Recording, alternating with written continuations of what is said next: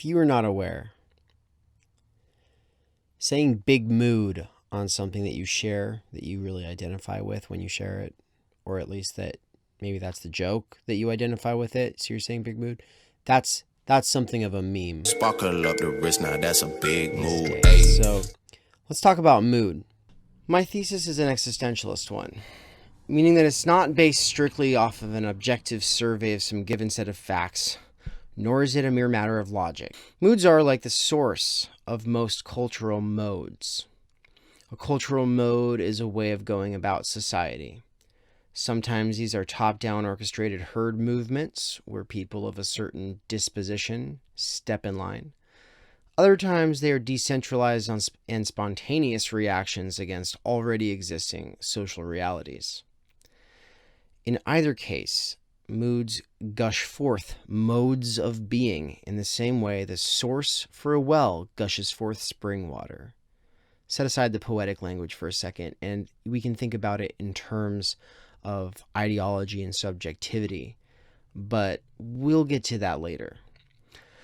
A mode is somewhat related to your cultivated identity. If you hear someone complaining about the mode someone is in, whether it's a liberal mode or a reactionary mode, etc., I just think of mood. I can't help it. Fuck you. Get out of here with your constant concern trolling is a mood. Fuck you. It's not concern trolling. It's just checking to see if you even care about the people you supposedly want to help is also a mood. These expressions of mood make appeals to others. Sometimes these appeals to the reason of others are really just preaching to the choir, particular usages of specific words that will most likely resonate with others who are similarly attuned. Attunement is a big part of mood. Plato talked about the human soul like it's a stringed instrument. Strike a similar chord, and you can hear it harmonize with other birds of similar feathers. I'm mixing metaphors, but I don't care. That's my mood. There you go. For some philosophers, a worldview is tainted by the degree to which it gives itself over to mood. Well, what does that mean? Okay, well, if your mood seems especially romantic or idealistic or utopian or transcendentalist, then it is going to be ridiculed by people whose fundamental attunement runs contrary to those moods. And there's other issues people can take with, ideologies that come from those moods. But what I'm getting at is beyond the rationalizing and the arguments about the rationalizing that comes to justify the mood and the mode, there is at the fundamental level an attunement to your world, in the world, that allows you to resonate with some and others not so much. For other philosophers, there's no distinction to be made between mood and worldview, really at the deepest level, because every worldview is built upon mood. For David Hume, the philosopher Destiny would rather be reading than Marx, rationality is slave to the passions. This means that David Hume is a big-time critic of those philosophers who thought they could distance themselves from passion and lay claim to more objective perspectives. Cough, Descartes, cough, cough. Some people will say that reason is not always slave to the passions, but that people do tend to rationalize their positions, regardless of any serious commitment to truth or justice. Kant came along after Hume and tried to show how we can have our cake and eat it too. We can still be passionate about things. We just have to know where the boundaries are between the turf that belongs to reason and the turf that belongs to passion.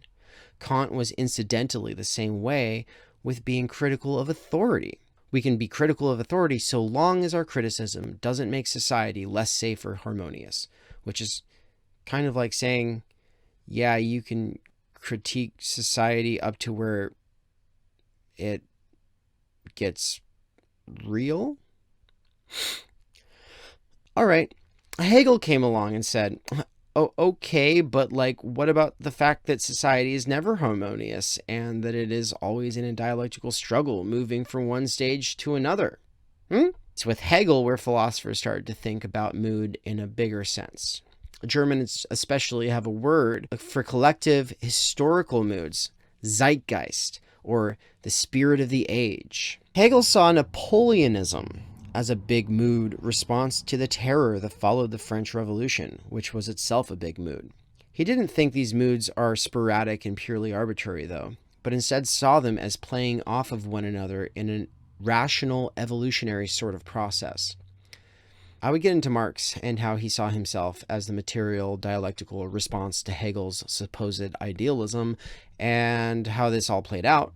But for now, we'll set it to the side to simply say that Marx and Hegel definitely agreed with one another in their overall mood when it came to New Agers and logical status quo defenders, two sides of lazy-ass superficiality. Both of them prized systematic thought and rigorous analysis. Both Hegel and Marx hated the sophists who fixate on appearances instead of the more complex underlying realities. Their mutual hatred of shit-brained ideas is not important right now, though. These two thinkers were the biggest-brained thinkers of zeitgeist known to the history of ideas. And then along came Heidegger. Heidegger was like the person who read every philosopher before him 20 times and then wrote a book that used all of the best ideas before him to deconstruct all of the prevailing modes of thought. Except that isn't quite accurate. He kind of failed to deconstruct fascism. In fact, if anything, he offers the best defense for fascism I've ever heard. It goes something like this. Fascism is a mood. You can't reason with moods. Okay, not quite. That's not really what he does. In fact, Heidegger he very purposely tried to not be a political thinker, despite his abhorrent affiliations. But we can set that aside. If you're interested in it, there's a live stream I did with Dr. Ian Thompson where we kind of get into that stuff. But for now, let's just say that I do think that Heidegger shows us some important insights into the reactionary mode, but that's not really what we're getting at with this essay. It will be something that we come back to later, because it is ultimately important to understand. But at this level of analysis, I think what we're going to focus on, though, is just the fact that any ideology and any sort of mode people are in has a strong relation to a fundamental mood. Okay. So let's go a little bit more in depth with Heidegger, though. I think the reason Heidegger's Phenomenology in Division 1 of his most famous work is so groundbreaking, among other reasons, is he shows that zeitgeist, spirit of the age, historical collective mood, etc., is likely central to a person's sense of orientation in the world. I mean, there's other reasons too, like the deconstruction of modernity that he's so famous for, but we're gonna stick to this thing here with mood. If you don't care about being oriented in the world, which is to say you enjoy getting lost and confused, then you're either bored, privileged, or just way too oriented already. But the fact, okay, there's other reasons. Maybe stability is harmful for you, and that's obviously a thing for a lot of people, because normalcy is itself like lethal to a lot of people's ways of being. Okay, but we can set that aside and just say that for a lot of people, some sort of orientation and order in the world is more important than chaos. The point is people need some sense of place and direction. Like if you're threatening to abolish what gives them a sense of place and direction, well, then yeah, a lot of people don't like that. So that's not a justification, obviously, of their mode or their mood. The point just is that world orientation is really important, and that with the death of God and the dethroning of the king and just a lot of the revolutions that have come culturally, it destabilizes people's sense of in the world. And so we're all reacting to different versions of world implosion, right? And different philosophers are reacting in their own ways as well. So for Heidegger, though, mood is the original. But I think really important to drive home, though, is that this point about having place and direction in one's world isn't just about oneself, which, I mean, it can be, but it's also for one's social networks. It's for the people one relies on and for the people dependent on oneself. So it's not just about the self, it's about the collective the self is enmeshed in and reliant upon. For Heidegger, mood is as original to the development of your way of seeing the world as is your understanding, which is deep. For Kant, mood would never have been on the same level as understanding. Kant believed in that basically everybody has the same fundamental structure that can be reasonable and come to agreement if all of the facts are laid out. Heidegger's like, well, there's this fundamental mood that's on the same level as understanding and on the same level as the language you're habitually thinking with and the broader cultural discourses and practices going on. Maybe reason helps you understand another's position, but without the right mood, it's hard to imagine a person changing from one ideology to another. So yeah, all of this is just to build up to saying that mood makes for modes, that ideologies encode and institutionalize certain modes, and then we tend to see people rationalize on top of the modes they're already fully a part of within the language of the ideologies that they've been institutionalized into. To the removed bystander, this looks like NPCs playing out their scripts, but for the fully initiated, it's doctrine. If you want to change the mode someone is in, then you have to go after the mood. And you can't just go after a mood with reason.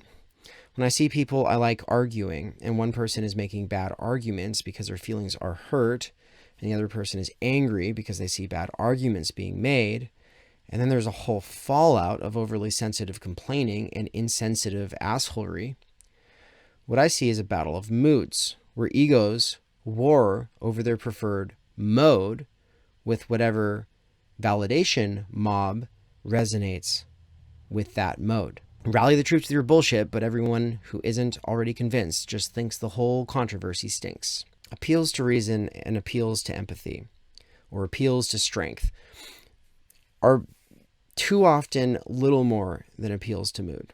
Actually, they can be a lot more than just appeals to mood, but we'll get to that. Empathy actually means something, but just like everything else, it can be overly simplified, weaponized, and rendered rhetorically useless. It can be a way for self-congratulatory groups to rally around being emotional in opposition to other groups who go around using arguments that, in theory, should work regardless of most moods. But a call to use reason and to renounce mood is also itself a mood. Facts don't care about your feelings is a huge mood, as obvious with Ben Shapiro as it is with Destiny. In both cases, though, it seems a bad idea to renounce something just because it is a mood. Maybe sometimes certain modes have more of a role in certain spaces than in others. I guess that depends on what the goals, stated and personal, of the people involved even are. Empathy is something we all need to practice in recovery groups, in our interpersonal relationships, and in other ways that are more interesting when it comes to the rest of the world. And how that pans out is open to argument and is going to actually decide a lot of the differences between different political ideologies, but we'll get to that later. But empathy tends not to be something to get distracted by when debating fascists. Like, if you go to an Antifa protest, you're not going to practice empathy, you're going to shut them down. If you're debating them on a stream, for instance, you're not sitting here practicing empathy with them because part of their mode exploits that, and you can learn about that by watching the Alt-Right Playbook by Innuendo Studios. But just because it's a mood doesn't mean it should be disregarded either. It seems like any broad movement we want to see in the world needs to be able to encapsulate a wide variety of fundamentally different moods, personalities, experiences, and abilities.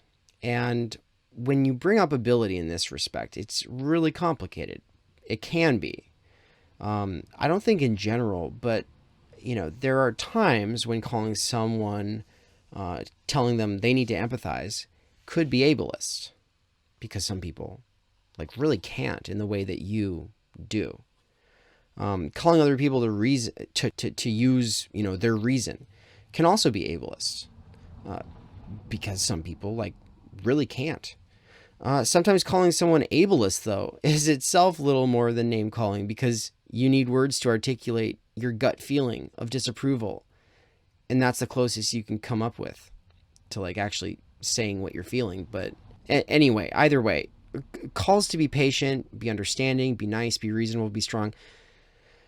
These are all appeals to people to change their behavior enough to make them tolerable in our presence.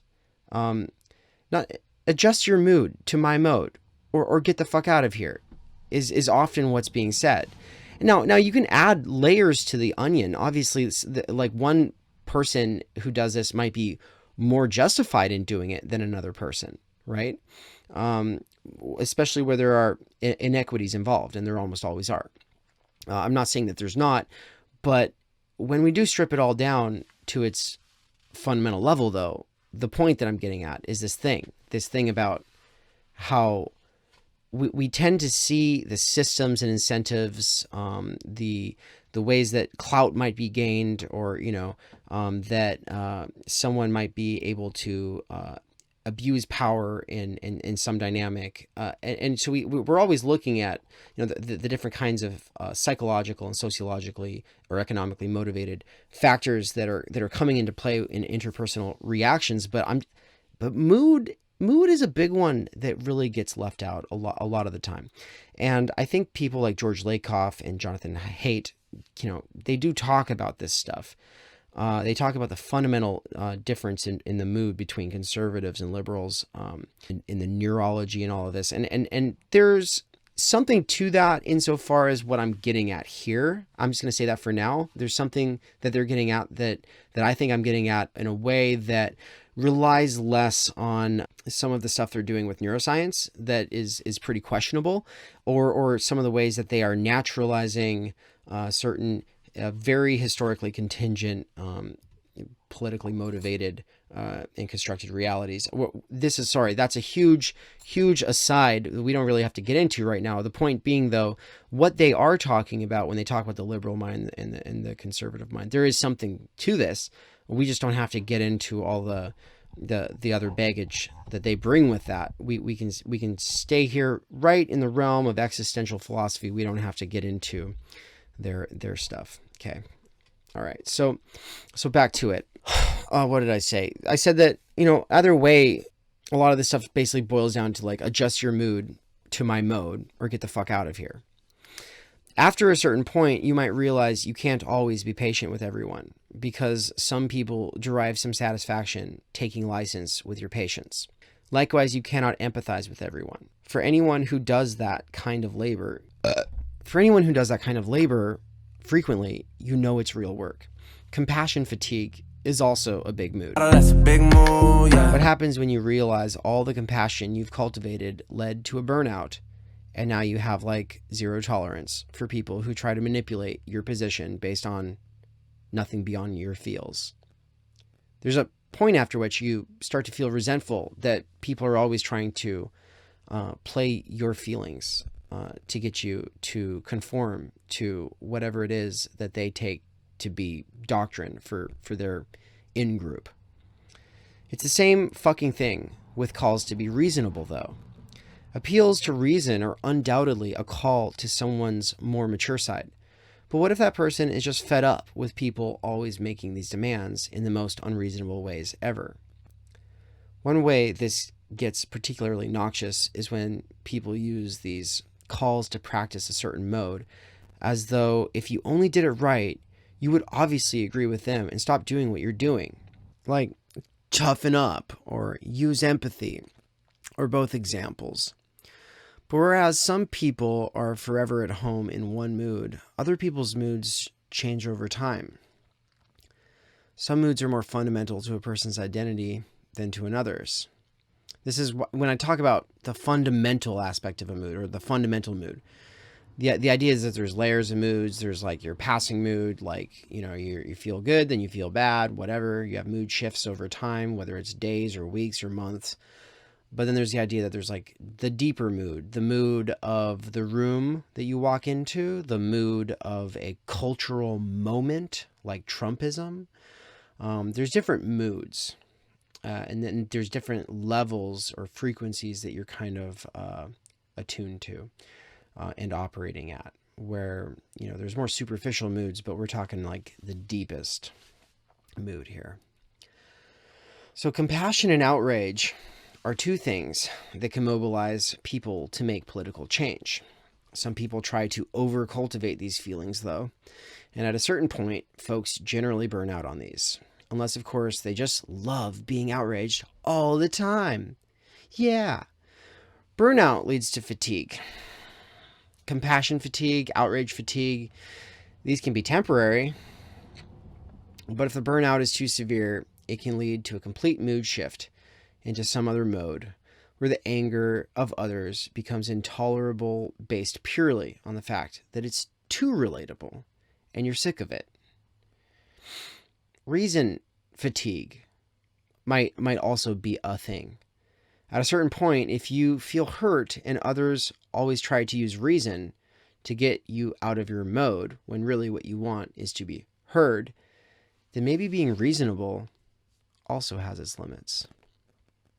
Obviously, we need to be strong, reasonable, and empathetic. But to find all of these qualities present in a person at the same time is rare. It's kind of what we used to mean by the term presidential. A person who could do it all while giving us just enough courage to not give up yet. But we live in terrible times. I mean, we have our whole lives.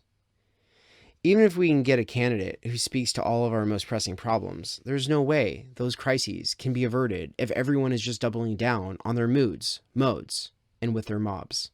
I decided to bring the word mob into this discussion because we can't talk about the individual without talking about the groups that individuals identify with on a primal level.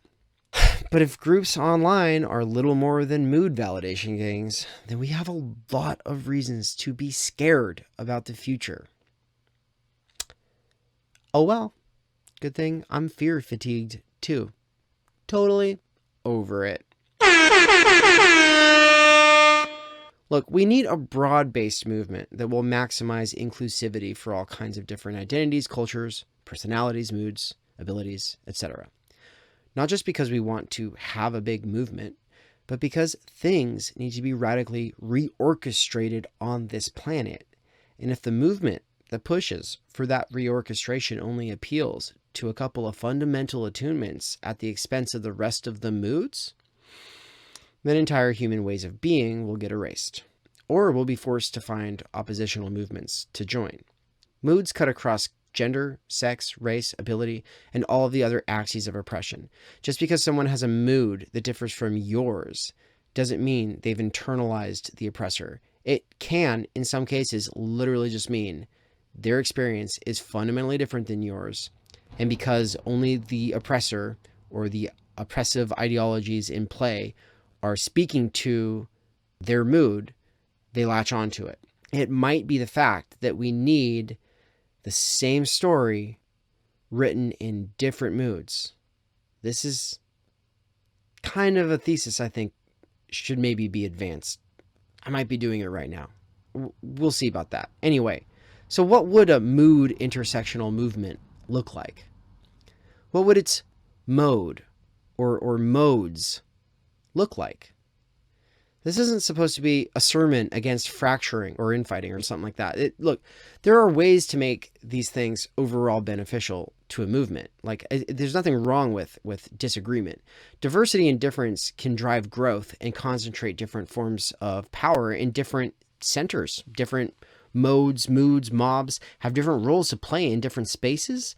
And this could all ultimately harmonize in ways necessary to bring about a society that is sustainable and which would put people before profit. But what about online? On the web, where appearances override realities, where identities are primarily cultivated on the basis of group loyalties, where most of the money in psychology and marketing is going towards hacking our behavior patterns and connecting us up through associations around consumption preferences instead of the things that might actually be more real when shit hits the fan. The kind of relationships that might really matter more. You know, like the friends and family who, like if your computer broke today, you would fall back on if they're out there, if there are any in the first place. I'm not going to close out by proposing any solutions, but I will lay out one important distinction. A call to another person to be blank, whether it's reasonable, compassionate, strong, vulnerable, whatever, can either be a genuine call to someone's conscience, or it can be a way of framing how you want yourself seen versus how to make sense of the way the opponent is acting for your audience. Meaning, like, you have an audience and your reaction might literally just be a spectacle to show how you think your audience should be best framing the interchange. Okay. Once again, this kind of stuff kind of gets gotten into a lot in the alt-right playbook video playlist series by Innuendo Studios. But anyway, like, so this gets to the question though, is the audience their audience or is it your own audience? I feel like this distinction, who's the audience, and like what's your goal with the audiences that you're courting? I feel like that is a huge driver for a lot of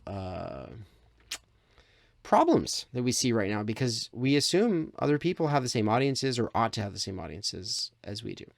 If it's your own audience that you're speaking to, then are you trying to make your mob feel validated in its current mode? If your target audience is the opposition's following, are you just telling someone else to be like us because, you know, you've got it all figured out? Because it feels so right to be on the side of what's right because, you know, it's your side? How's that working out? Are people lining up to get on board with your little bandwagon? Is this bandwagon likely to become the kind of inclusive and diverse vehicle needed to spark a zeitgeist that will raise billions of people to some important form of consciousness? Or is it likely to actually have the reverse effect? If you are genuinely speaking to the other person, asking them to be a certain mode so that you can take them seriously, does that mean their current mode is so intolerable you couldn't fight climate change and fascism with them? Does it mean like you wouldn't look at them if you were sitting at the same table? Like, would you treat them differently? I don't know. Like how petty is it? Like if this was, you know, an uncle or a cousin, would you hold them to this standard? Some people are not really holding a position for their own individual self, like a pure egotism. Some people are holding down a position for the people they feel responsible to. Family, friends, people who are dependent on them, people they are dependent upon. So, you know, sometimes when a person appears to be having an irrational reaction to what's going on, it's not really about them. It's about who they're speaking to and for, and it's not just about clout either. You know, this does play in. There's a huge clout flex like thing that's happening if you look smarter or morally superior in that interaction. But I mean, we don't just do everything for that. Capitalism has sunk to that level inside of us where we do reproduce it. But there's also the fact that at the end of the day, it's like you're taking a stand on a mood that you know other people feel and aren't going to just walk away from. Are your calls perhaps a waste of time because relative to the other person's standpoint, there's little they could do differently? And the very thing you've asked them to do is actually part of the problem? Like, okay, maybe telling people not to be like X is why they've had to take on doing Y in the first place? Who knows, right? This is totally not complicated at all. Justice has never been so easy in human history. All you got to do is keep saying the same things because you've got the right mode, and soon enough, the world over will fall in line. Get on board, and then we'll reach the end of history you've already seen and are leading us all towards. Sweet. Awesome. Rock on. So happy that you're here. Thank you. but unironically, like, thank you for listening to all of this. This was a experiment in the most minimalistic video, quote unquote, video essay I've ever done. Thanks for sticking with it. And to all you patrons, you made this possible. Thank you. Bye, everybody.